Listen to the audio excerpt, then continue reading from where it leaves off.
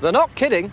They really do want you to spend a few days getting away from it all here in Oldham. They call it a town in the country, and they've spent £14,000 promoting the place both at home and abroad. They've got Oldham key rings, Oldham car stickers, Oldham beer mats, not to mention glossy brochures like these printed in 3 different languages. The Come to Oldham plan was dreamt up by Mr. Andrew Harris.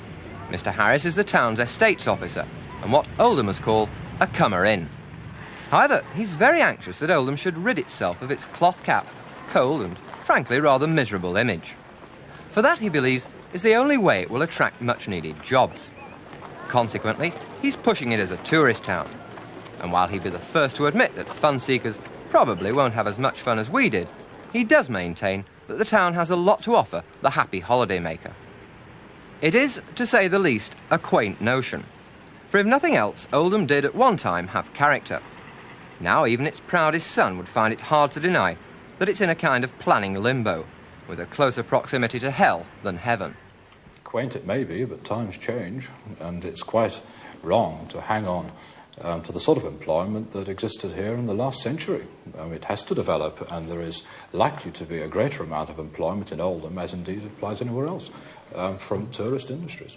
Do you actually see the day when the people who live in terraced houses on cobbled streets will have tourists walking down their street, peering through their windows?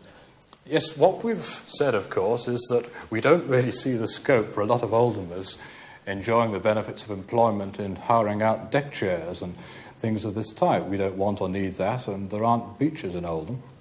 It's not realistic to imagine people enjoying the benefits of cobbled streets, and indeed we have virtually none of them left, of course.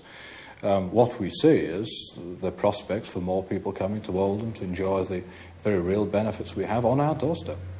And although even he confesses it's a little odd, Mr. Harris puts high on his list of attractions what he calls Oldham's industrial archaeology.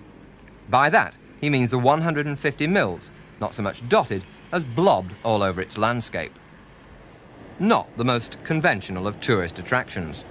But then neither are some of Oldham's other features. Apart from anything else, this is one of the wettest places in Britain. And at one time, the people who lived here stood a better chance of catching bronchitis than virtually anyone else. Oldham mumps, on the other hand, isn't an illness.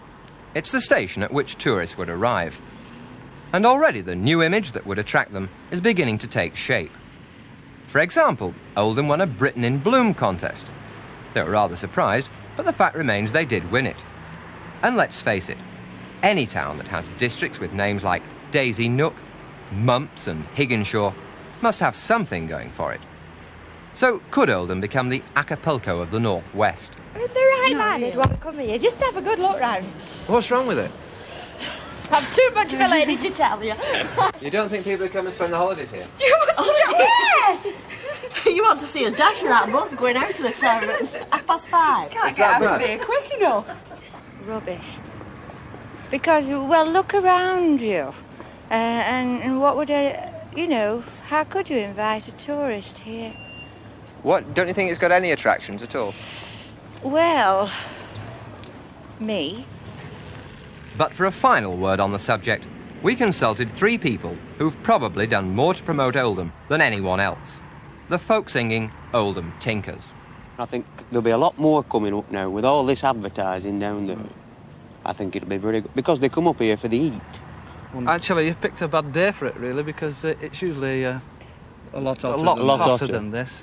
We've got the sun, but we've not got the same heat. We walk about in singlets and shorts, normally. Yeah, we do. Oldham, going back about 20 years, it was like Dodge City on a Saturday night. The entertainment, there was entertainment in every pub in Oldham almost. There was. Pianos and drums and groups. People used to travel from Burnley and Blackburn on a Saturday night. They did, and then have a fete at Mumps. Hopefully, the new generation of tourists will be rather better behaved.